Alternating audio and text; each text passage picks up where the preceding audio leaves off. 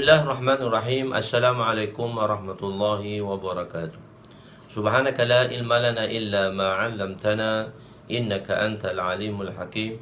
Wa la hawla wa la quwwata illa billahil aliyyil azim.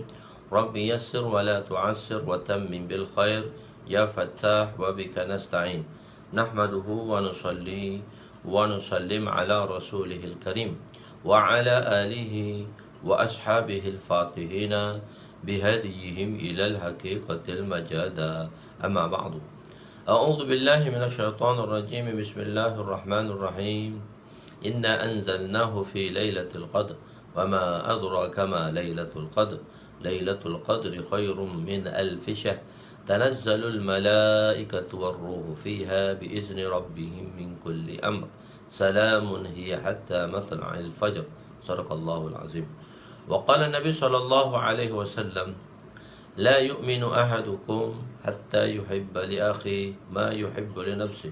وقال النبي صلى الله عليه وسلم نضر الله امرأ سمع مقالتي فوعاها ثم أداها كما سمع رب مبلغ أو آمن سامعين أو كما قال عليهم الصلاة والسلام. Waalaikumsalam warahmatullahi wabarakatuh. Pada kawan-kawan semua yang memberi salam pada saya. Alhamdulillah, insya-Allah hari ini masuklah kita hari ke-19 di dalam bulan Ramadan yang mubarak, yang penuh dengan keberkatan, yang hampir meninggalkan kita. Bahagian kedua akan meninggalkan kita sehari lagi, yaitu bahagian yang dipenuhi oleh Allah Subhanahu wa taala dengan keampunannya. Semoga kita mendapat keampunan daripada Allah Subhanahu wa taala dan keluarga kita dan seluruh umat muslimah, yakni orang-orang Islam kesemuanya, walaupun berada di mana sahaja. Alhamdulillah, hari ini kita akan mulakan pelajaran kita, iaitu pada muka surat 196. Pada muka surat 196. Pada kawan-kawan yang baru masuk, kita muka surat 196. Sebenarnya untuk pengetahuan kawan-kawan semua, tuan-tuan semua, dalam Mishkatul Masabih ini bab yang paling susah, bab Kitabul Iman lah.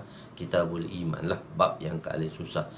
Kalau dalam kitab Midrajul Fawatih, dalam jilid pertama ni, Kitabul Iman lah yang agak susah sedikit. Mungkin perkara-perkara itu baru, dan di situ saya nak memperkenalkan kaedah-kaedah macam mana untuk memahami solat sif, kaedah-kaedah macam mana untuk mengenali kitab ini. InsyaAllah nanti pada kitab-kitab seterusnya dia tak akan menjadi susah dah. Sebab kitab jilid kedua, Kitabut Taharah, di situ adalah hadis yang disusun, fiqh yang disusun mengikut hadis. Dan kita bermazhab Syafi'i, dan kita akan tarjihkan mazhab Syafi'i di situ. Di samping itu, saya menceritakan tentang dalil-dalil dan mazhab yang lain. Sebab dibawa oleh pengarang di dalam kitab ini berbagai riwayat. Bukan sahaja, walaupun pengarang ini bermazhab Imam Syafi'i, Imam Tibris rahmatullah alaih dan Imam Allamah Baghawi rahmatullah alaih, kedua-duanya ialah bermazhab Imam Syafi'i, bermuqallid dan bertaklid kepada mazhab Imam Syafi'i. Tapi hadis dibawa, yang kesemua hadis-hadis dibawa, dan ada hadis-hadis yang dibawa ialah, dan hadis itu adalah pegangan-pegangan di dalam tiga mazhab yang lain lagi. Jadi dalam perbahasan dia panggil perbahasan Imam Arba'ah, jadi mazhab yang empat. Cuma dalam Kitabul Iman ni dia agak susah sedikit. Rata-rata orang kata dia baca, saya baca tak faham. Saya baca tak faham. Sebab itu kita pun dah ada rekod sebenarnya, dan apa-apa yang tak faham, tuan-tuan boleh komen di FB saya, ataupun bila saya tanya tuan-tuan dah faham. Jadi insya-Allah lah saya akan memulakan, insya-Allah Kitabul Iman ni. Kitabul Iman, selepas Kitabul Iman ni sendiri ada 5 bab lagi dalam Kitabul Iman. Itu kita ngaji satu-satulah insya-Allah. Nanti kita akan buat daurah selepas raya, Tapi selepas raya pun kita akan terus lagi dengan Kitabul Iman. Walaupun selepas raya kita akan buat daurah 3 slot, 1 jam setengah, 1 jam setengah, 1 jam setengah untuk Kitabul Ilmu, bagi mereka yang kita nak mempercepat sedikit pembelajaran. Sebab kita ni banyak hadis kan yang perlu kita belajar. Sekurang-kurangnya 6,000 dalam hadis ini. Jadi 6,000 tu kita tuan-tuan tak boleh target setahun lah. Kalau 4-5 tahun tu dapat habis tu syukurlah. Sebab pelajar dengan saya siang malam kacang. Siang malam 4:30 pagi pun saya dah ada kelas, insyaAllah. Begitu. Jadi hari ini kita masuk pada hadis 16 bracket 15, iaitu hadis keseluruhan di dalam hadis keseluruhan 16 dan hadis 15 ini dalam Kitabul Iman. Bismillahirrahmanirrahim. Wa an Talhah bin Ubaidillah radhiyallahu anhu qala jaa rajulun ila Rasulillah sallallahu alaihi wasallam min ahli Najd tha'irur ra'si nasma'u dawiyya sautih wala nafaqahu ma yaqulu hatta dana min Rasulillah sallallahu alaihi wasallam fa idza huwa yas'alu 'anil Islam faqala Rasul sallallahu alaihi wasallam 5 salawatin fil yawmi wa laylah. Qala hal 'alayya ghayruhunna? Qala la illa an tatawwa'a. Qala Rasul sallallahu alaihi wasallam wa siyamu syahri ramadhana. Qala hal 'alayya ghayruhu? Qala la illa an tatawwa'a. Wa dzakara lahu Rasul sallallahu alaihi wasallam az-zakah wa qala hal 'alayya ghayruha? Qala la illa an tatawwa'a. Qala fa'adbara ar-rajulu wa huwa yaqul wallahi la azidu ala hadha wa la anqusu minhu. Qala Rasul sallallahu alaihi wasallam aflaha ar-rajulu in sadaqa. Muttafaqun alaih. Okay. Sayyidina Talhah bin Ubaidillah radhiyallahu anhu berkata, telah datang seorang lelaki daripada perkampungan Najd yang untuk bertemu dengan Nabi SAW, dan keadaan lelaki itu rambutnya kusut masai.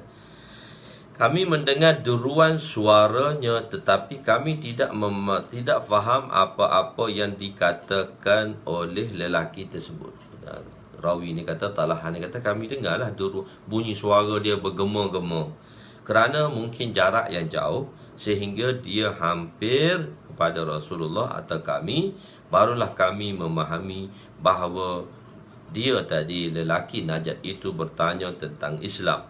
Nabi SAW bersabda, menjawab, solat Islam tu pertama solat, iaitu solat fardu 5 waktu sehari semalam. Maka lelaki itu bertanya lagi, adakah apa-apa solat yang lain yang fardu ke atas saya selain daripada 5 itu? Solat 5 waktu tu. Jawab baginda, tidak. Melainkan jika kamu ingin melakukan solat sunat, maka boleh kamu lakukan. Rasulullah SAW bersabda, dan puasa pada bulan Ramadan. Dia bertanya lagi, apakah apa-apa puasa yang lain yang fardu ke atas saya selain daripada itu? Jawab baginda, tidak. Melainkan jika kamu ingin puasa sunat, maka kamu boleh lakukan. Kemudian Rasulullah SAW menyebut kepadanya tentang zakat.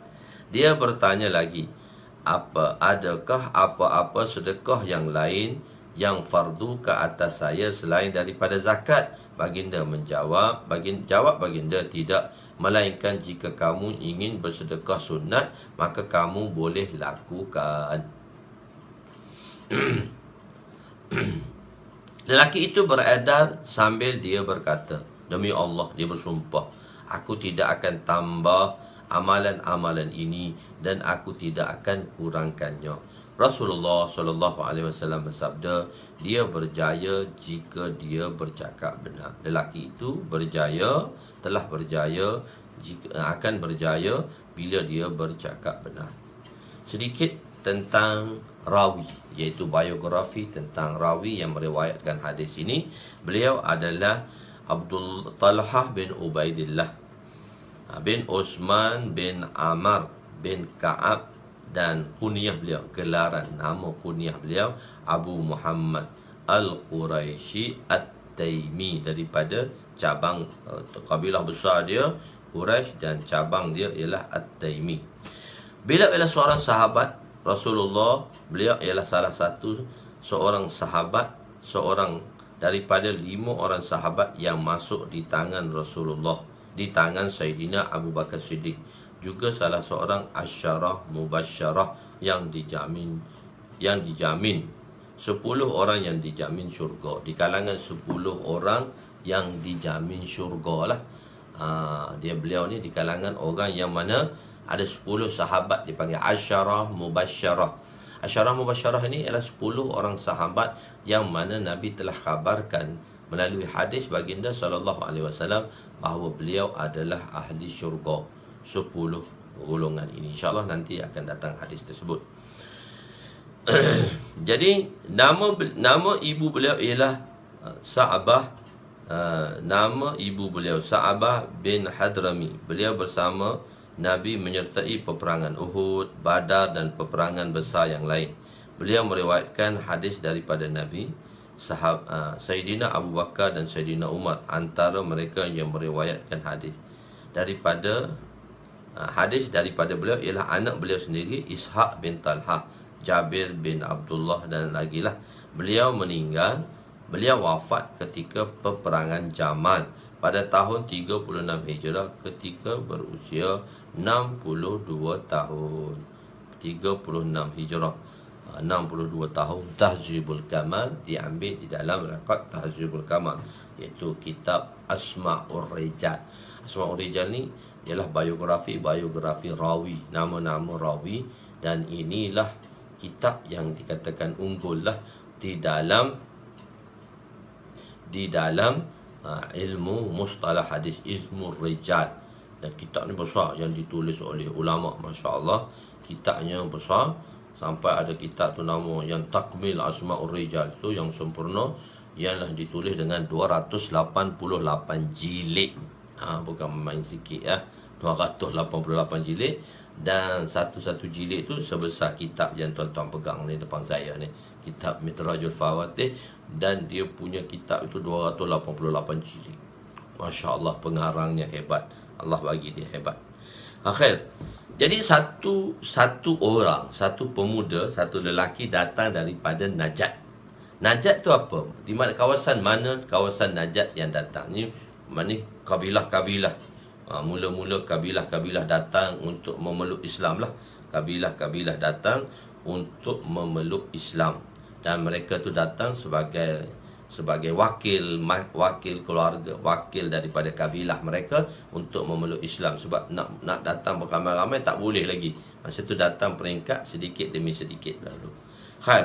Jadi Najat ialah satu kawasan yang berada di antara Iraq dengan Hijaz. Kalau zaman sekarang ni di antara Iraq dengan Hijaz lah. Ia ialah sebuah kawasan yang tinggi. Dalam riwayat yang lain, dinamakan sahabat yang datang itu ialah Sayyidina Dhimam bin Sa'labah. Kan muhaddisin ni dia cuba cari. Di sini dia kata rajul sahaja. Jadi muhaddisin akan mencari nama-nama sahabat di dalam riwayat-riwayat yang lain. Jadi oleh kerana benda yang baik, nama tu berjumpa lah. Tapi kalau benda-benda yang melibatkan marwah, benda-benda yang melibatkan yang menyebabkan sesuatu status seseorang sahabat tadi, maka sahabat tidak menyebut nama mereka. Seperti kita tengok dalam hadis pertama tadi, iaitu lelaki yang bertanya tentang berkahwin, yang meminta yang menghantar pinangan kepada Ummul Qais, iaitu Qailah, untuk berkahwin dengannya. Lelaki itu hanya dikenali dengan nama Muhajir, seorang yang berhijrah. Siapa namanya tidak diketahui, sebab itu perkara yang tidak sesuai untuk diberitahu. Khair. Jadi nama sahabat ini ialah Dhimam bin Sa'labah daripada kabilah Banu Sa'adah bin Bakar, iaitu kabilah Halimatus Sa'diyah. Kabilah Halimatus Sa'diyah yang mana telah menyusu ibu susu Nabi, salah satu daripada ibu susu Nabi, sebagai utusan daripada kampung beliau. Beliau ni sebagai utusan lah, nak pergi jumpa Nabi, nak belajar tentang Islam, kemudian nak bagi tahu macam mana hadis yang lepas sebelum ini. 2 hadis yang ke belakang itu dalam muka surat, hadis yang hadis yang 192, amalan-amalan yang membawa ke syurga, iaitu seorang Arabi, di sini seorang rajul. Khair. Khusuk masai. Kadang-kadang rawi menceritakan, sahabat yang meriwayatkan hadis ini, mereka menceritakan satu situasi, tahu tak? Mereka menceritakan satu situasi yang begitu detail. Kadang-kadang begitu detail. Kenapa? Kerana mereka masih ingat, segar di ingatan mereka peristiwa ini berlaku di hadapan mereka. Jadi mereka akan menggambarkan hadis tadi dengan bentuk situasi, sehingga sekecil-kecil pun mereka beritahu. Kenapa? Ajib. Sahabat ni kan mereka yang sangat cinta kepada Nabi SAW. Jadi menyebut hadis yang mana akan mengingati baginda SAW, menyebut hadis yang mana mengingati Nabi SAW. Jadi bila sebut hadis, maka beliau akan menyebut nama Nabi. Bila menyebut nama Nabi SAW, beliau begitu seronok sekali, yang teramat seronok sekali. Beliau begitu seronok sekali. Beliau begitu seronok sekali menyebut nama Nabi SAW. Sebab itu beliau menceritakan suasana tadi, peristiwa hadis tersebut. Jadi beliau menceritakan macam mana keadaan orang yang datang berjumpa Nabi. Kusuk masai rambutnya. Kenapa disebut keadaan lelaki itu? Untuk menyatakan betapa jelas ingatan rawi mengenai hadis ini, seperkara yang kecil pun dapat diingati. Dan suara dia dawiyah, bergema-gema. Lelaki ini bercakap daripada jauh, tetapi tidak dapat difahami percakapannya. Orang Arab cakap, mungkin cakap kampung, jadi duduk jauh-jauh, mungkin tak dengar. Beliau mengucapkannya berulang-ulang kali agar tidak lupa berkenaan perkara yang nak ditanya. Orang kampung kan lepas ulang-ulang yang nak tanya, sampai dekat tak tahu apa pula nak ditanya. Begitu. Okey. Sahabi itu, iaitu sahabat lah, iaitu menghampiri sehingga dekat kepada Nabi. Beliau datang bertanya tentang Islam dan telah dijawab oleh baginda, tetapi rawi telah meringkaskan hadis ini. Jadi hadis ni dia nak lightkan satu perkara, nak highlightkan satu perkara. Jadi hadis yang panjang, ada tempat yang mana tengoknya situasi sahabat dalam meriwayatkan hadis. Ada tempat yang beliau menceritakan walaupun perkara itu tak anggap penting, sehingga berceritakan tentang kusuk masai, suara bergema, untuk menunjukkan situasi. Tapi kalaulah perkara itu dan mengenai pertanyaan yang mana nak di-highlightkan sini, nak ditunjulkan, sebab itu rawi menyatakan apa yang nak ditunjulkan. Daripada jawapan Nabi itu ialah Islam, ialah menunaikan solat. Apa itu? Perintah itu ialah Islam, menunaikan solat, puasa dan zakat dan seterusnya. Jelas daripada jawapan baginda, sahabat tersebut bertanya tentang kefarduan dalam Islam, bukan bertanya hakikat Islam. Apakah itu hakikat Islam atau mahiyah? Hakikat atau mahiyah ni sama saja dari segi maknanya, cuma bahasa dia, perkataan dia berbeza. Jalur. Di situ oleh kerana saya tak ulang balik dah sembahyang, puasa, zakat tadi, cuma saya bahaskan di sini. Bila dia bertanya tentang sembahyang, Nabi kata 5 waktu tu wajib untuk kamu. 5 waktu wajib untuk kamu. Dia kata ada tak selebih daripada itu? Nabi kata tidak. Nabi kata kecuali kamu buat yang sunat. Okey. Dalam perbahasan fiqh, ulama-ulama fiqh telah berbahas di sini. Kesemua sembahyang hanya 5 sahaja yang fardu, yang lain adalah sunat. Berbeza sedikit dengan pendapat Imam Abu Hanifah. Beliau mengatakan sembahyang selain daripada sembahyang fardu yang 5, ada satu lagi sembahyang wajib, iaitu witir. bagi mazhab Imam Abu Hanifah, sembahyang witir adalah wajib.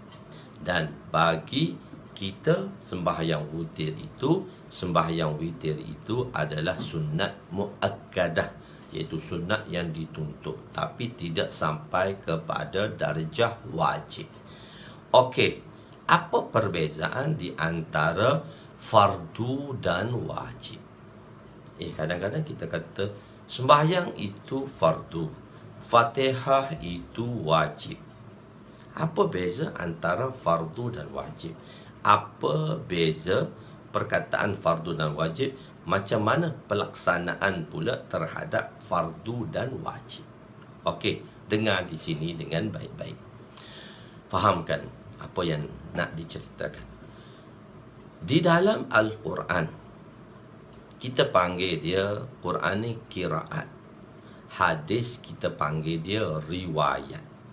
Yang meriwayatkan hadis dan Quran itu adalah qiraah. Di dalam Al-Quran telah kita jelaskan dulu dalam bab beriman pada kita ada 10 qiraat. 10 qiraat. 7 qiraat tawatur, 3 qiraat masyhur. 3 qiraat masyhur. Imam Syatibi dan mengatakan, Imam Syatibi buat 7 qiraat tawatur dan ditambah oleh Imam Jazari di dalam Al-Quran tambah lagi 3 qiraat masyhur. Jadi Quran ni yang sampai pada kita bacaan ni dipanggil qiraat. Kita tak panggil bacaan, dipanggil qiraah. Qiraah yang sampai pada kita yang kita boleh terima. Qiraah itu 2 sahaja, tawatur dan masyhur. Qiraah ahad ni dia tak diterima, dia tak boleh dipakai. Dia tak boleh dipakai. Dia hanya boleh dipakai, ia hanya boleh dipakai iaitu qiraah tawatur dan qiraah masyhur. Mengenai hadis pula, riwayatnya tiga-tiga boleh dipakai, iaitu riwayat tawatur, riwayat masyhur dan khabar wahid. Apa itu tawatur? Apa itu masyhur? Apa itu khabar wahid? Okey. Kita kembali kepada hadis. Di dalam merawikan hadis, tengok di dalam merawikan hadis, contohnya Imam Bukhari rahmatullah alaih. Daripada Imam Bukhari nak sampai kepada Rasulullah sallallahu alaihi wasallam, dia ada 3 jenis riwayat, iaitu sulasi, rubai dan khumasi. Sulasi maksudnya ialah di antara Imam Bukhari dengan Rasulullah ada 3 orang sahabat. Rubai, di antara Imam Bukhari dengan Rasulullah ada 4 orang rawi. Bukan 3 orang sahabat, 3 orang rawi, 3 peringkat rawi, 3 zaman rawi, 3 ustaz lah kita panggil. Kalau rubai ini antara Imam Bukhari dengan Rasulullah ada 4 orang ustaz. Dan di antara, dan satu lagi ialah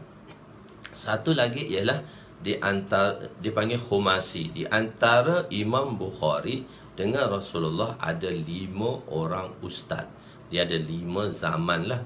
Peringkat pertama, peringkat kedua, peringkat ketiga. Dan kebanyakan rawi di dalam Bukhari hanyalah 3-4 hadis sahaja yang mana ada Imam Bukhari beriwayat kepada sulasi, yakni 3 orang ustaz. Banyakkannya 4 orang, 5 orang. Okey, kita ambil riwayat rubai yang tengah-tengah. Di antara Imam Bukhari dengan Rasulullah ada 4 zaman, 4 orang rawi. Maknanya rawi pertama, rawi asal iaitu Imam Bukhari. Lepas tu rawi pertama, rawi kedua, rawi ketiga, rawi keempat, baru Rasulullah. Jadi zaman pertama tadi, zaman yang pertama di antara rawi asal iaitu Imam Bukhari dengan zaman pertama tadi, ustaz dia. Zaman tu Zaman tu ramai ulama-ulama. Zaman pertama, zaman kedua, zaman ketiga, zaman keempat, baru sampai Rasulullah. Kita panggil zaman pertama. Jadi kita ambil riwayat lah. Kita kata senang. Di antara Imam Bukhari dengan Rasulullah ada 4 ustaz, iaitu zaman pertama, zaman kedua, zaman ketiga, zaman keempat. Jadi setiap zaman tadi yang ada rawi-rawi, dipanggil ruwat, jamak dia, ada rawi-rawi yang meriwayatkan hadis yang sama. Sehingga zaman pertama, rawi yang meriwayatkan hadis itu lebih daripada 3. Lebih daripada 3. Yang mana jika riwayat itu lebih daripada 3, setiap zaman, zaman pertama, zaman kedua, zaman ketiga, zaman keempat, setiap zaman tadi rawi-rawi yang meriwayatkan hadis itu lebih daripada 3, yakni lebih daripada 3, yang mana riwayatnya itu tidak dapat dibohongi. Setiap zaman tadi lebih daripada 3, maka itu kita panggil dia hadis tawatur. Hadis tawatur. Hadis tu maknanya rawi dia tu setiap zaman lebih daripada 3. Tapi jika setiap zaman tadi ada satu yang lain, ada dua sahaja. Zaman kedua tu ada 2 rawi saja. Dia tak boleh jadi tawatur dah. Dia kena jadi masyhur. Ataupun zaman di antara 4 zaman tu, zaman yang ketiga tu terdapat seorang rawi saja. Dia tak boleh jadi masyhur dah. Dia kena jadi khabar wahid. Kenapa? Kerana ada satu zaman tu yang mana bukan semestinya ada satu zaman tu ada satu rawi saja. Jadi itu kita panggil dia tawatur. Tawatur. Jadi hadis tawatur ni lebih kuat daripada hadis sahih lah. Hadis sahih duduk dalam khabar wahid. Hadis sahih duduk dalam khabar wahid. Okey. Hadis sahih duduk dalam khabar wahid. Jadi masyhur pula setiap zaman, 4 zaman tadi, sekurang-kurangnya 2 rawi. Kalau ada tempat 3 tu, tapi ada satu zaman tu dia ada 2 rawi, maka hadis tu kita panggil dia hadis masyhur. Dan hadis tawatur, hadis khabar wahid pula, mungkin semua zaman tu seorang, ataupun salah satu daripada zaman tu ada seorang rawi, maka kita panggil hadis tu khabar wahid. Khabar wahid ni pula dan di bawah khabar wahid ni lah pula kitanya ada 33 jenis hadis lagi. Jadi tu, sebab tu siapa tak tahu tentang hadis, dia tengok hadis dhaif ni, hadis dhaif ni tak boleh pakai. Dia belajar hadis ke tak belajar hadis? Jadi saya nak bagi tahu di sini ialah tentang riwayat kalau hadis kita panggil dia riwayat masyhur, riwayat tawatur, riwayat masyhur dan riwayat ahad. Itu khabar wahid. Hanya mungkin salah satu zaman mereka ada satu rawi sahaja. Ataupun setiap zaman tadi ada satu rawi sahaja. Dipanggil hadis tu hadis gharib pun boleh panggil. Khabar wahid. Dalam tu ada hadis sahih lah. Daripada khabar wahid ni, hadis ahad ni, itulah keluarnya hadis-hadis sahih lah. Sebab hadis sahih tadi bergantung kepada sifat rawi pula. Ada 5 sifat rawi pula. Dan ada 5 sifat rawi yang siqah pula, yang boleh menyebabkan hadis itu jadi sahih. Dan ada 5 pula sifat rawi yang boleh menjadikan pincangnya hadis tadi. Hadis itu tak pincang, rawi tadi dengan sebab riwayat tersebut. Okey, cuma kita nak beritahu adanya riwayat tawatur, adanya riwayat masyhur, adanya riwayat ahad. Quran hanya 2 sahaja kiraat. Kiraat tawatur dan kiraat masyhur. Okey, mana-mana hadis atau mana-mana hukum, bukan hadis, mana-mana hukum yang sabit daripada Al-Quran. Sebab Al-Quran ni hanya masyhur, tawatur dan masyhur. Mana-mana hukum daripada Al-Quran, maka itu kita panggil dia fardu. Itu kita panggil dia fardu. Jadi hukum yang keluar daripada Quran, kita panggil dia fardu. Sebab hadis tawatur ni kita panggil dia hukum tu fardu. Jadi Aqimus salah, dirikan solat. Sebab hukum mendirikan solat daripada Quran, dan Quran qiraat dia adalah masyhur dan tawatur, yang menyebabkan hukum tadi kita panggil dia fardu. Okey, boleh faham hukum dia kita panggil dia fardu. Dan daripada hadis pula dia ada 3 riwayat di situ, riwayat masyhur, riwayat tawatur, riwayat masyhur dan khabar ahad. Riwayat tawatur dan masyhur, daripada hadis yang mana riwayat tawatur dan masyhur, maka hukum dia fardu. Tetapi kalau dalam riwayat khabar wahid, khabar ahad, maka hukum dia wajib. Daripada khabar wahid ni wajib. Sebab apa? Reason dia apa? Tawatur dan masyhur ni dia membawa kepada yakin, 100% yakin. Khabar wahid ni dia tidak bawa kepada 100% yakin, tetapi dia ada zannu ghalib. Zannu ghalib ni dia 80% hingga 90%, dia lebih daripada 50-60% lebih, dipanggil zannu ghalib. Jadi hadis, jadi sebab itu kita kata Fatihah wajib. Sebab kita sabitkan wajib Fatihah itu daripada hadis ahad, la salata illa bi Fatihatil kitab. Maka bagi mazhab Imam Syafi'i, tak sah kalau tak dalam sembahyang tak baca Fatihah, maka hukum baca Fatihah wajib. Boleh faham? Okey, boleh faham hukum baca Fatihah tu wajib. Jadi hukum yang mana fardu, fardu itu disabitkan daripada khabar tawatur atau masyhur ataupun Al-Quran. Al-Quran dia hanya tawatur dan masyhur saja. Sabit daripada Al-Quran, maka itu fardu. Kalau hadis, kalau khabar tawatur dan masyhur, maka itu kita panggil wajib. Tapi kalau khabar wahid, kita panggil fardu. Dan kalau khabar wahid, kita panggil dia wajib. Okey, tetapi di kalangan ulama ada perbezaan pula wajib ini. Perbezaan pula di segi wajib ini. Dalam mazhab kita, Imam Syafi'i, hukum fardu dan wajib tu sama dari sudut pelaksanaan. Hukum fardu dan wajib sama dari sudut pelaksanaan. Pengeluarannya berbeza.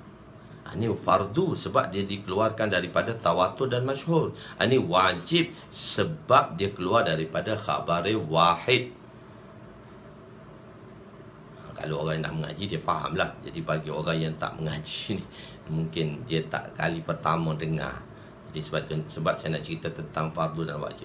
Jadi wajib. Jadi dan itu dari segi pengeluaran hukum, mana fardu mana wajib. Tetapi dari segi pelaksanaan, dari segi pelaksanaan, bagi kita Imam Syafi'i, pengeluaran istimbat, pengeluaran beza fardu dan wajib tadi ke atas dasar tawatur, masyhur dan khabar wahid. Khabar wahid tu kita panggil dia wajib. Dari segi pelaksanaan, bagi mazhab Imam Syafi'i, al-wajib, al-fardu wal wajib mutaradifani. Wajib dan fardu ni dari segi pelaksanaan sama.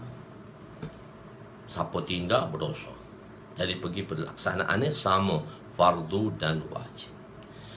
Dalam mazhab Imam Abu Hanifah, fardu dan wajib ni beza sedikit. Beza sedikit. Dia beza sedikit. Pelaksanaan pun kena buat, tapi dia ada perbezaan sedikit. Maka bagi mazhab Imam Abu Hanifah, mengatakan sembahyang witir itu wajib. Bagi kita sabitkan witir itu sunat muakkadah.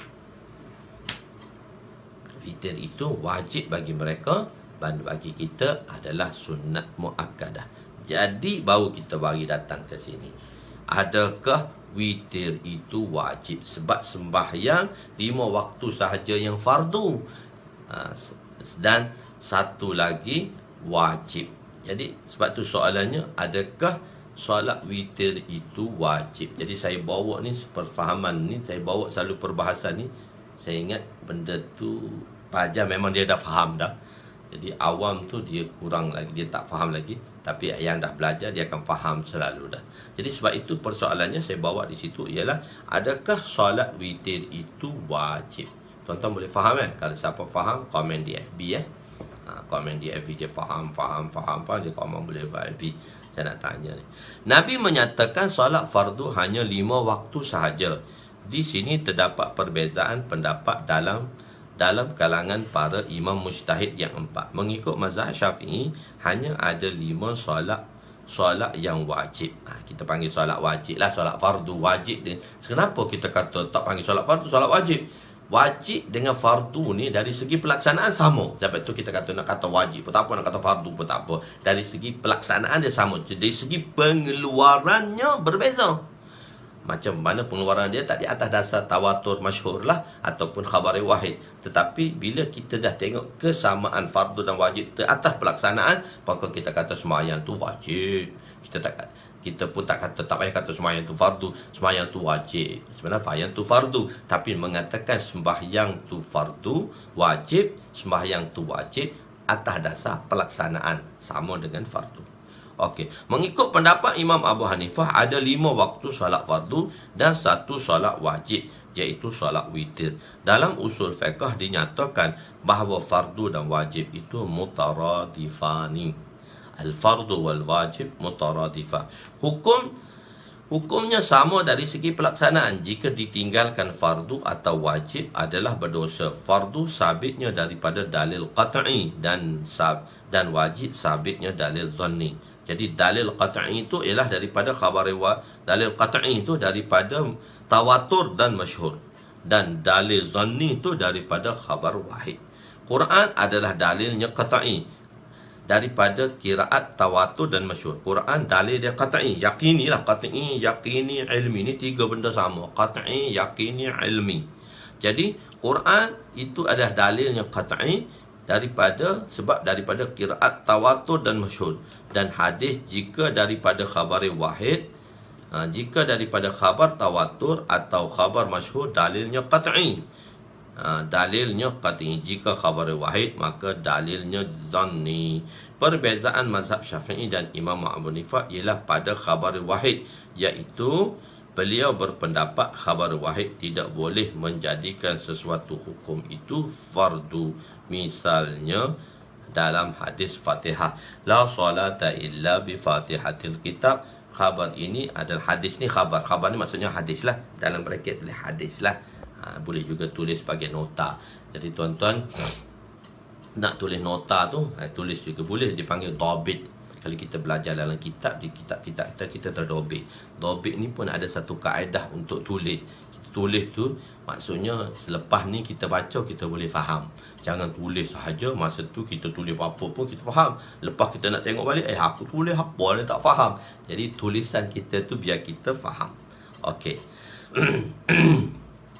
Jadi la salata khabar wahid, mengikut mazhab Syafi'i, Fatihah menjadi wajib sama dengan fardu. Akan tetapi mengikut mazhab Imam Abu Hanifah, dia tidak boleh dihukumkan menjadi fardu, iaitu wajib tadilah. Contoh yang lain, mazhab Abu Hanifah menyatakan solat witir itu wajib, dan mazhab Syafi'i mengatakan solat witir itu sunat muakkadah. Apabila sesuatu amalan yang dilakukan, maka setelah melakukan amalan tadi, boleh tak kita batalkan amalan itu? Kalau kita batalkan amalan itu, adakah kita perlu qada atau tidak? Amalan terbahagi kepada 2, fardu dan sunnah. Jadi bagi kita mazhab Imam Syafi'i, bila kita buat amalan fardu, kalau kita batalkan dia, maka kita kena qada. Tapi kalau kita buat amalan sunat, kita batalkan dia, kita tak perlu qada. Maknanya tak qada, tak berdosa. Tapi dalam mazhab Imam Abu Hanifah, bila kita buat fardu, kita tinggal, kita batalkan, maka wajib qada. sama kita je lah.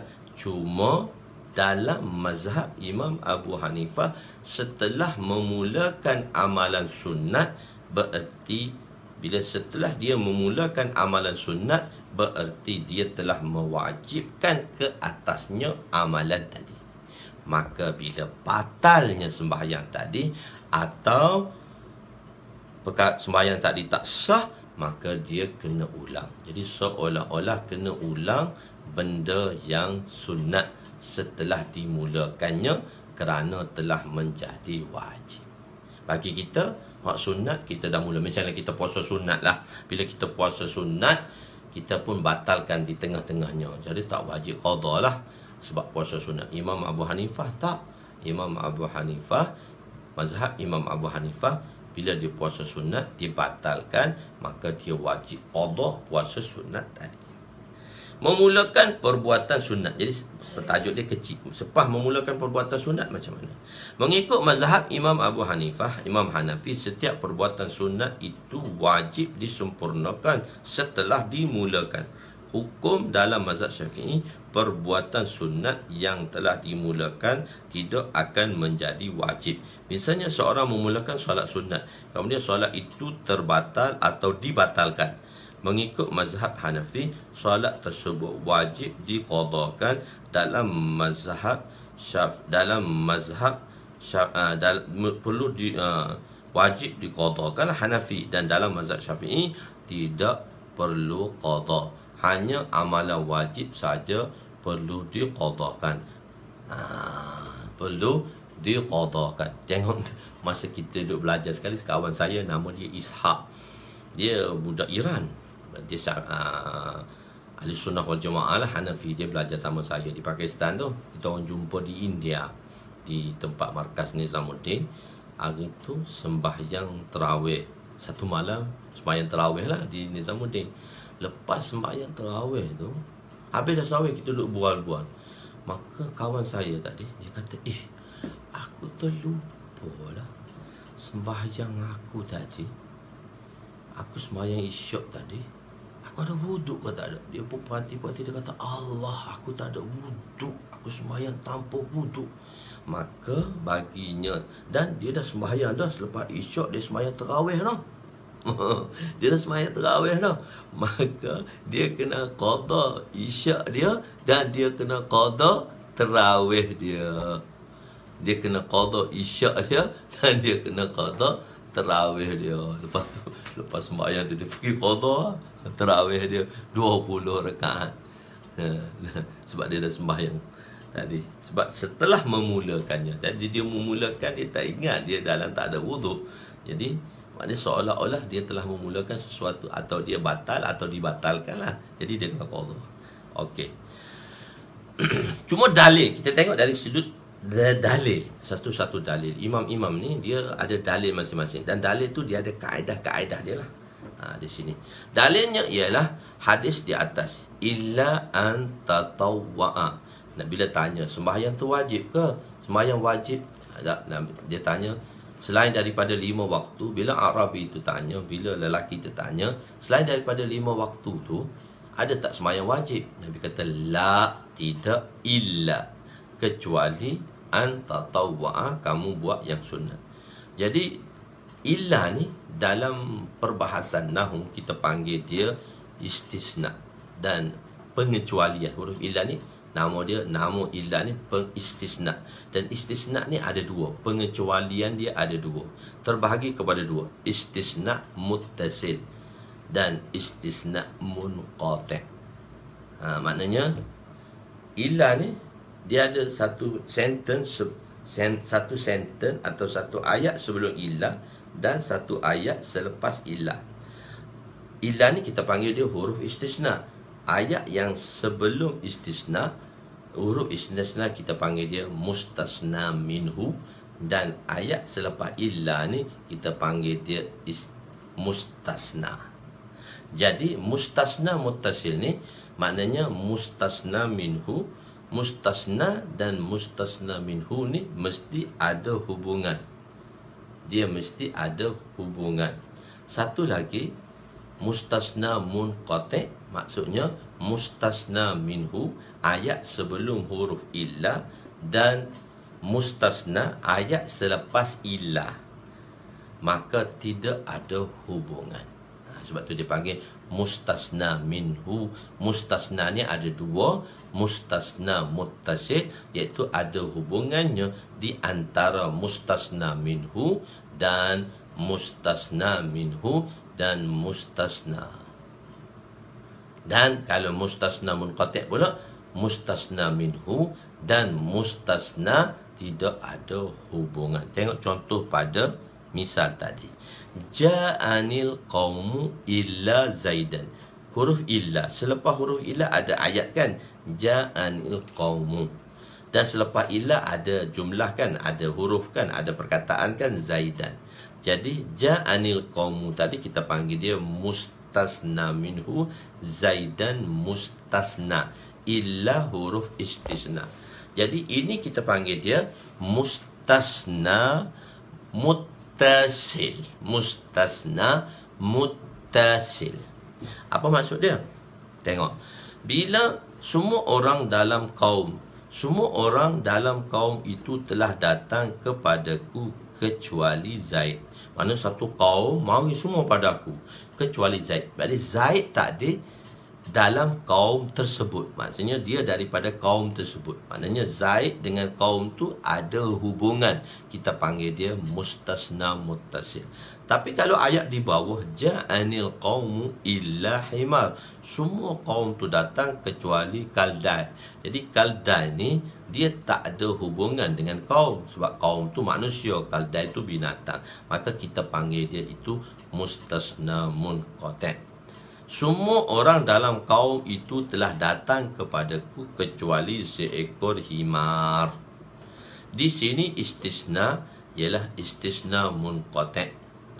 Tadi atas tadi istisna muttasil. Kerana himar tidak termasuk sebahagian daripada orang dalam kaum tersebut mengikut pendapat Hanafi.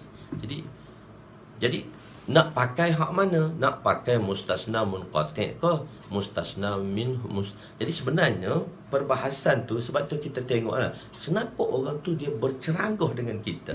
Berceranggah selalu lah, silap. Kenapa orang tu dia bercanggah dengan kita? Kenapa orang tu dia tidak sehaluan dan tidak sepakat dengan kita? Sebab dia tengok sudut berbeza. Kita tengok sudut berbeza. Sebab tu hukum keluar kan. Hukum tu bagi kita wajib. Kita tengok sudut dia berbeza. Niat itu wajib. Niat itu wajib. Sebab apa? Niat itu wajib. Kita tengok dari sudut amalan tadi.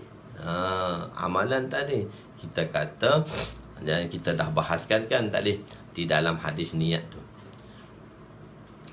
Begitu. Kita tengok sudut ni. Jadi Imam Abu Hanifah kadang-kadang bila satu orang dia berbahas dengan kita, dia ada satu pegangan. Dia tengok sudut lain.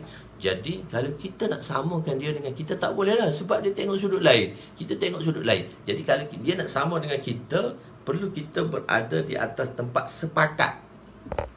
Tempat sepakat itu kita panggil sepakat ulama, ittifaq ulama. Jadi ulama-ulama cari jalan mana tempat dia sepakat, di mana kita sepakat, dan di mana ayat yang menyebabkan kita terpisah daripada kesepakatan tadi. Mesti satu ayat, sini semua kita okey lagi. Satu titik ni dipanggil titik perpaduan. Kalau kita dalam masyarakat ada titik perpaduan. Jadi kita berkelahi, kita berbeza pendapat, kita mungkin tak sama haluan, tapi kita kata carilah satu titik perpaduan. Gitu. Titik perpaduan. Dia pun okey dengan kita, kita okey dengan dia. Kita cari titik perpaduan, jangan titik pergaduhan. Jadi masalah sekarangnya kaum-kaum yang datang dia cari titik perbalahan. Dia tak nak cari titik perpaduan. Kita cari tadi begitu.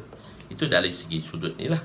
Jadi kita tengok mazhab Imam Abu Hanifah di sini mengikut mazhab Hanafi. Istisna illa an tatawwa, dalam hadis ini istisna dia muttasil.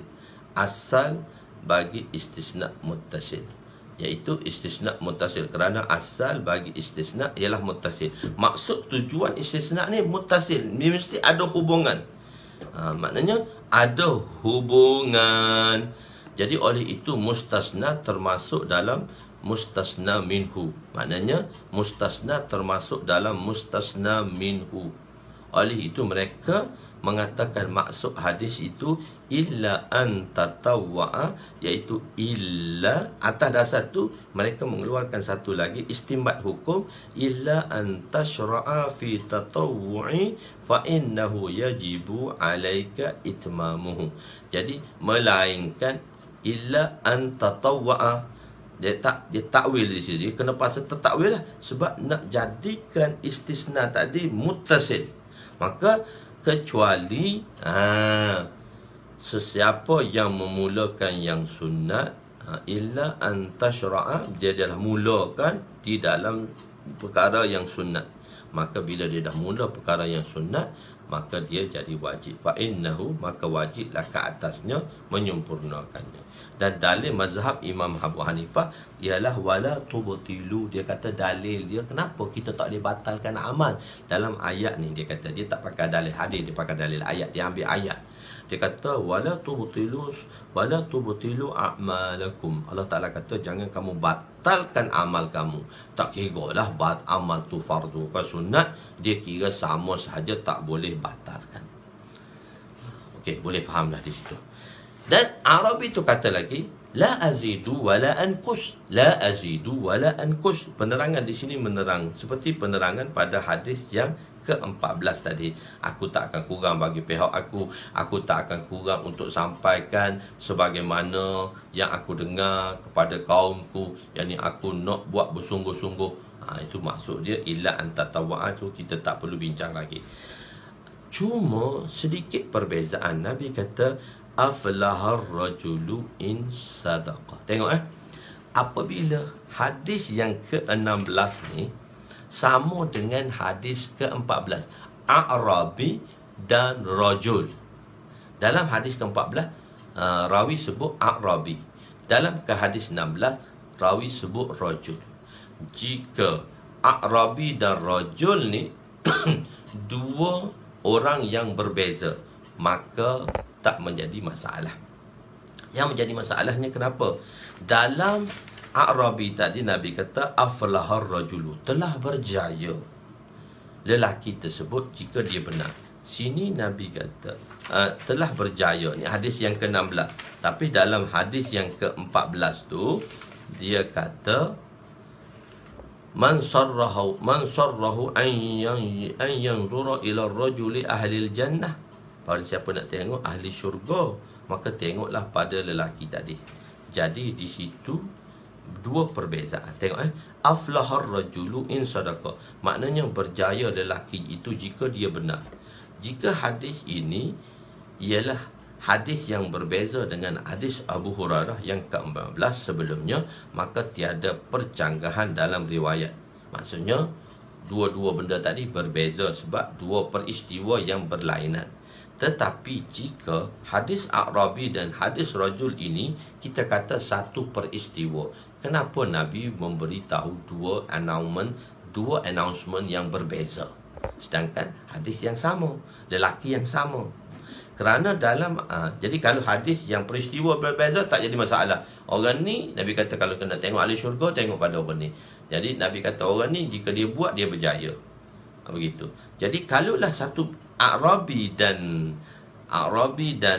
rajul ni dalam satu hadis yang sama dan satu peristiwa yang sama, dan perkara itu akan berlakunya percanggahan.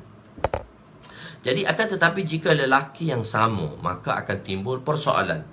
Kerana dalam hadis Sayyidina Abu Hurairah, perkhabaran tentang lelaki itu menjadi ahli syurga secara yakin. Memang ahli ni ahli syurga, yakin dah.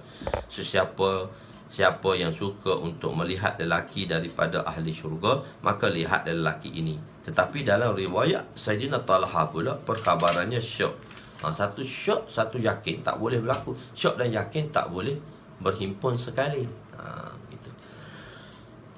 Tengok perbezaan saya bawa hadis tu. Man sarrahu an yanzura ila rajulin min ahli al-jannah falyanzur ila hadha. Hadis Abu Talha pula, aflahar rajulu in sadaqa. Penyelesaiannya antara percanggahan tadi ialah secara zahir yang terdapat dalam hadis ini kita tatbik. Kita cari titik kesinambungan. Yang ini iaitu yakin akan kemasukannya dalam syurga, tapi syok terhadap tingkatannya syurga. Yakin dah dia syurga, yakin dah dia syurga. Yakin dah dia syurga, cuma syok tu tak tahu tingkatan mana. Syurga tu tetap masuk, tapi syok dia tak tahu di tingkat, maknanya di lapisan mana di dalam syurga. Tatbik kedua, kesinambungan kedua ialah falah, ialah ibtida'ul jannah. Kejayaan tadi, kejayaan tu apa dia? Sebab dia masuk syurga pada permulaan tanpa masuk dalam neraka. Maknanya secara permulaan dia masuk syurga, itu masuk falah. Perkataan falah telah menjadi dukhulul jannah, masyrut disebab disyaratkan. Jadi tengok tatbik kedua ialah falah, ialah ibtida'ul jannah, kemasukan ke dalam syurga, kemasukan ke dalam syurga daripada permulaan tanpa dimasukkan ke dalam neraka. Perkataan falah telah menjadikan dukhulul jannah sebagai masyrut. Sepatutnya dukhul mutlaq ilal jannah ghairil masyhud, tetapi falah telah menjadikan dukhul itu masyrut dan mu'allaq, iaitu setelah dibersihkan daripada dosa, diampun oleh Allah. Boleh faham ke?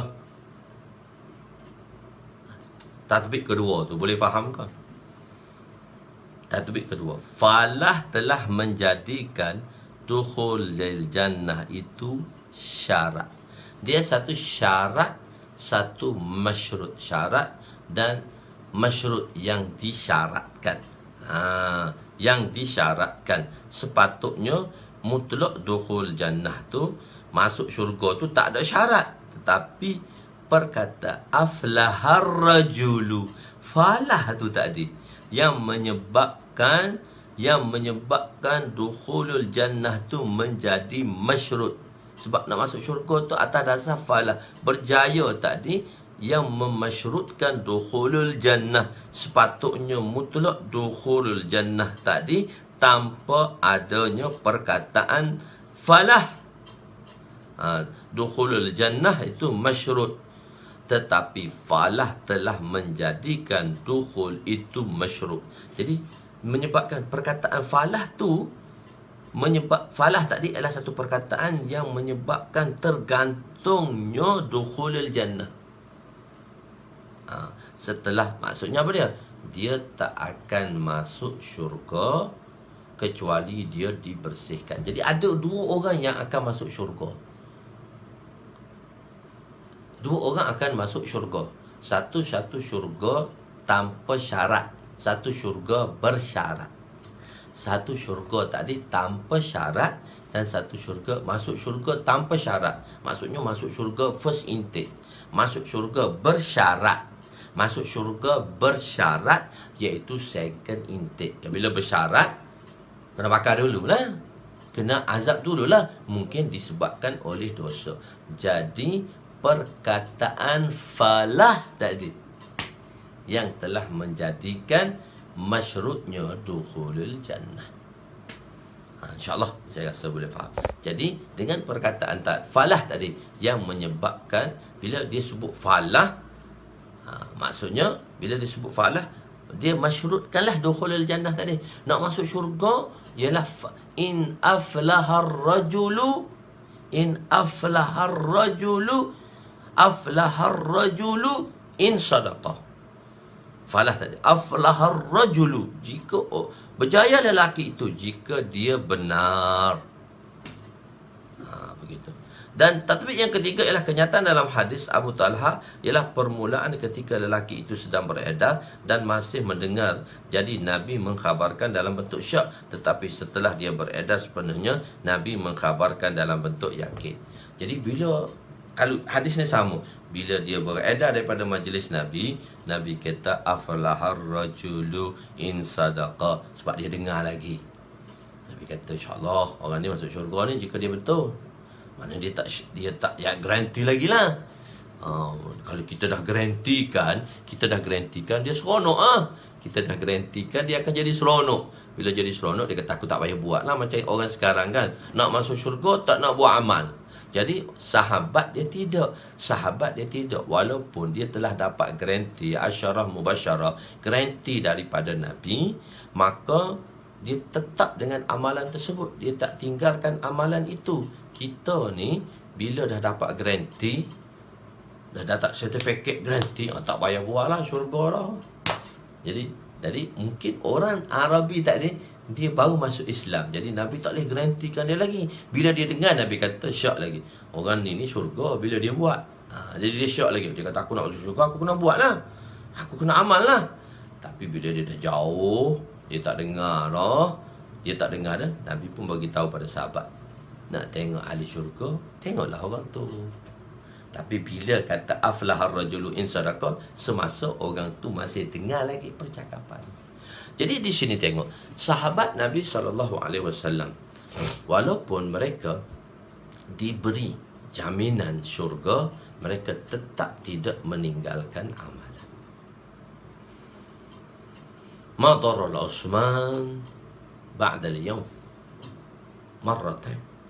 Nabi kata apabila Sayyidina Utsman radhiyallahu anhu telah menginfakkan hartanya pada peperangan Tabuk. Dalam peperangan Tabuk ni ada 30,000 sahabat yang nak pergi berperang dengan orang Rom, yang mana tak terjadinya peperangan. 30,000 oleh kerana tempat yang jauh, Nabi SAW telah kabarkan supaya membuat persiapan. Jadi Sayyidina Utsman dia telah menginfakkan, dia telah support tentera 10,000 tentera, 1/3 kelengkapan tentera. Maksudnya setiap seorang prajurit tadi, seorang pahlawan mujahid tadi, mesti dia ada pedang, mesti ada perisai, maknanya alat-alat basic kepada seorang tadi. Jadi Sayyidina Utsman telah support 10,000 tentera dengan alat-alat basic, pedang, perisai, adalah benda-benda yang basic. Kalau kita tengok tentera kan, dia ada basic, ada bag, ada pistol, ada topi cap, ada baju, maksudnya baju besi, maksudnya dia satu komplit, satu seragam, satu dipanggil pakaian seragam. Jadi Sayyidina Utsman ni dia telah support 10,000 tentera untuk perkara yang basic. Ma darra Utsman ba'da al-yawm. Nabi kata Utsman tak buat apa pun lepas ni syurga lah. Dua kali. Ada riwayat kata marratan, ada riwayat kata miraran, 3 kali. Utsman tak buat apa pun syurga dah. Utsman tahu. Kalau kita kata macam tu, fulan dapat masuk syurga, tak payah semayang dah lah. Sebab tu ada golongan-golongan fahaman macam tu. Dia pergi jumpa guru, tuan guru, saya bagi tuan guru 5,000 sebulan, tuan guru doa pada saya tak payah semayang, saya boleh masuk syurga lah. Dia kata, ada jenis orang yang macam ni, nak masuk syurga. Dunia semua boleh buat apa yang dia nak, cuma dia gunakan tuan guru dia dibagi 5,000 seorang sebulan, dia boleh masuk syurga. Doa untuk dia je, tak payah dia buat apa. Jadi sahabat tidak. Sayyidina Utsman ni, walaupun dia mendapat jaminan syurga daripada Nabi, Nabi kata Utsman, kau tak payah buat apa pun lepas ni, kau dah syurga dah. Tetapi Sayyidina Utsman tidak meninggalkan amalan. Sayyidina Utsman masih tidak meninggalkan amalan. Apa maksudnya? Amalan Sayyidina Utsman ni, pada setiap malam dalam solat witir, beliau menghabiskan sebuah Al-Quran. Sepanjang malam sembahyang witir habis 30 juzuk Quran. Macam mana baca 30 juzuk Quran tadi? Allah Subhanahu Wa Taala boleh bagi berkat dan masa untuk satu orang. Begitulah Imam Syafi'i rahmatullah alaih, beliau boleh baca Quran satu hari dalam bulan puasa 2 kali habis. Kita sekali habis pun tak tahu lagi dalam bulan puasa ni. Azam semua kena habiskan bacaan 30 juzuk ni dalam puasa. Satu ikut grup lah, grup tu habis lah. Hak individu tu habis ke tak? Kena habis pulun, kena habis juga sekurang-kurangnya. Khair. Jadi Jadi tak buat apa pun tak apa dah Osman ni, tapi dia tetap melakukan amalan. Allah itu pun masa tu dia jadi khalifah tu, tengah sibuk dengan pentadbiran tu, tapi masih lagi tidak meninggalkan amalan walaupun diberi kelepasan yang baik. Itulah di kalangan sahabat Nabi sallallahu alaihi wasallam. Dalam keadaan yang begitu pun masih lagi mereka bersungguh-sungguh untuk menunaikan dan tidak meninggalkan amalan. Jadi ada perkara baru sikit. Saya nak pergi hadis baru, kita ada dalam 5 minit lagi. So ada perkara baru di sini, iaitu perbezaan antara fardu dengan sunat. Fardu ini dikeluarkan daripada khabar tawatur, daripada qat'i, hukum qat'i. Hukum qat'i ini daripada tawatur dan masyhur. Bila hukum tadi dan yang membolehkan hukum itu qat'i, maka dia mesti tawatur dan masyhur. Mereka tadi tawatur dan masyhur. Quran memang dah tawatur dah. Quran dah qat'i dah. Daripada hukum Quran tadi dah qat'i dah, sebab dia daripada qiraat tawatur dan masyhur. Dan hadis pula dia terbahagi pada dua, qat'i, zanni. Jadi kalau qat'i, itu daripada hadis tawatur dan masyhur. Kalau zanni, daripada khabar wahid. Daripada khabar wahid, maka disitulah keluarnya hukum fardu dan hukum wajib. Bagi kita Imam Syafi'i, fardu dan wajib tu sama dari sudut pelaksanaan. Imam Abu Hanifah dia beza sedikit dari segi ada perbezaan. Fardu ni tak sama dengan wajib. Sebab atas dasar pengeluaran hukum tadi, hukum yang dikeluarkan tadi berbeza, maka taraf dia tak sama. Kita samakan fardu dengan wajib walaupun pengeluaran dia tadi qat'i maupun zanni. Ini dua perkara yang insya-Allah lah, kalau kita faham perkara-perkara ni, insya-Allah Allah Taala akan mudahkan bagi kita. Jadi insya-Allah esok kita akan mulakan hadis yang seterusnya lah. Hari ni hampir dah 5 minit. Hari ni hari ada orang bekerja dah, di pukul 8 kena habiskan. InsyaAllah saya akan buat lagi. InsyaAllah saya dah janji, insyaAllah kita walaupun dah habis bulan puasa ni pun, kita akan 2 berjalan serentak lah. Maknanya 2 berjalan serentak. Satu ialah Kitabul Iman ni kita akan habis dengan tuan-tuan secara ramai lah. Jadi kalau siapa nak habis cepat lagi, nak datang cepat lagi, kita masuk daurah pula. Daurah yang saya akan buat nanti, saya akan elan. Kerana itu dah siap dah. Jadi orang nak daurah tu dia ada sedikitlah syarat-syarat dia untuk belajar, mudahkan sedikitlah. Jadi daurah tu kita akan mulakan jilid 1 juga, tetapi daripada Kitabul Ilmu. Jadi sebab ni saya nak umumkan, saya nak syarah satu-satu supaya, sebab Kitabul Iman ni susah sikit lah bagi, sebab ada orang dia komen macam tu, baca tak faham. Jadi dalam video-video tu dan saya komenkan dan saya terangkan sedikit sebanyak mungkin, memberi pencerahan lah kepada tuan-tuan semua, insyaAllah. Jadi nanti saya akan keluarkan lah untuk daurah saya tadi. Mungkin saya akan buat 3 slot lah. Saya akan buat 3 slot. Mungkin itu pun lepas raya. Nanti tuan-tuan masuk dulu dalam link tu. Bila tarikh kita nak buat, saya kena bincang dengan tuan-tuan lah. Tuan-tuan boleh bagi show di FB macam mana untuk orang-orang yang dah masuk link dengan saya untuk daurah tadi. Sebab malam ke. Tapi untuk pengajian dalam Kitabul Iman ni, saya tetap akan baca. Mungkin tak baca hari-hari lah, selepas hari raya ni. Selagi PKP itu masih ada, insyaAllah kita boleh baca hari-hari lagi. Tapi bila madrasah dah mula, saya tak boleh baca hari-hari lah, sebab saya kena bagi komitmen kepada madrasah pula. Wallahualam, yang baik itu daripada Allah, yang kurang itu daripada diri saya sendiri. Aku qouli hadza, astaghfirullahalazim li wa li walidayya wa li jami'il muslimina wal muslimat wa lil mu'minina wal mu'minat al ahya'i minhum amwat birahmatika ya arhamar rahimin ya awwalal awwalin wa ya akhiral akhirin wa ya zal quwwatil matin wa ya rahimal masakin wa ya arhamar rahimin.